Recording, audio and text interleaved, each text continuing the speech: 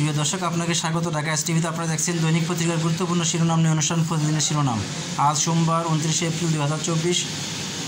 প্রিয় দর্শক, আপনাকে বিনীতভাবে অনুরোধ করছি না টেনে পুরো ভিডিওটি দেখুন এবং চ্যানেলটি সাবস্ক্রাইব করে সঙ্গেই থাকুন। আপনারা দেখছেন দৈনিক প্রথম আলোর প্রধান শিরোনাম। দাবদাহের বিপদে রাজধানী, একীভূত না হওয়ার সিদ্ধান্তে ন্যাশনাল ব্যাংকেরও, বিশ্ববিদ্যালয়ের সব পদ নীল দলের কবজায়। দৈনিক বণিক বার্তা, আইওসির চেয়ে বেশি সফল রাষ্ট্রায়ত্ত কোম্পানি, অনুসন্ধান ও গ্যাসকূপে খননে 23 বছরের রাষ্ট্রায়ত্ত কোম্পানিগুলোর বিনিয়োগ মাত্র 7,000 কোটি টাকা। আইসিবির সঙ্গে একীভূত হতে চায় না ন্যাশনাল ব্যাংক। দৈনিক যুগান্তর, তীব্র দাবদাহে বাড়ছে হিট স্ট্রোক, শিক্ষকসহ 12 জনের মৃত্যু।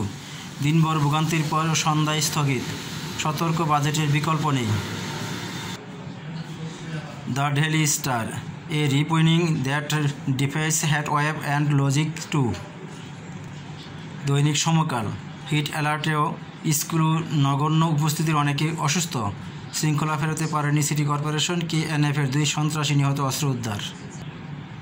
The new age, many students fall sick as schools reopen.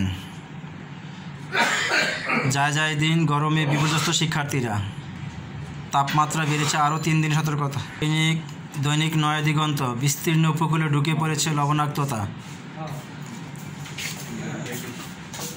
খবরের কাগজ, খাদ্য ও ওষুধে ভেজাল মহাবিপদে জনস্বাস্থ্য, অবৈধ বিদেশি কঠিন হচ্ছে ভিসা নীতি। সৌদিতে 68,000 রোহিঙ্গা পাসপোর্ট দিতে রিয়াদের চাপ। প্রতিদিনের বাংলাদেশ, মূল্যস্ফীতি নিয়ন্ত্রণে কোনো পদক্ষেপই কাজে আসছে না, হিট স্ট্রোকে 2 শিক্ষক সহ আরও 7 জনের মৃত্যু। বাংলাদেশ জার্নাল, বাজেটের 1/3 ভর্তুকিতে শিক্ষা প্রতিষ্ঠান খোলার প্রথম দিনে 2 শিক্ষকের মৃত্যু। আজকালের খবর, রুমায় KNF-এর 2 সন্ত্রাসী নিহত। ভোরের কাগজ, নির্দেশনা অমান্যকারীদের বিষয়ে আসছে কড়া বার্তা, গরমে নাজেহাল শিক্ষার্থীরা।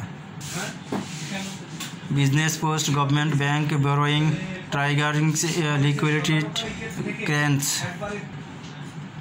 আজকের দৈনিক, শ্রেণীকক্ষে অসুস্থ শিক্ষক শিক্ষার্থী।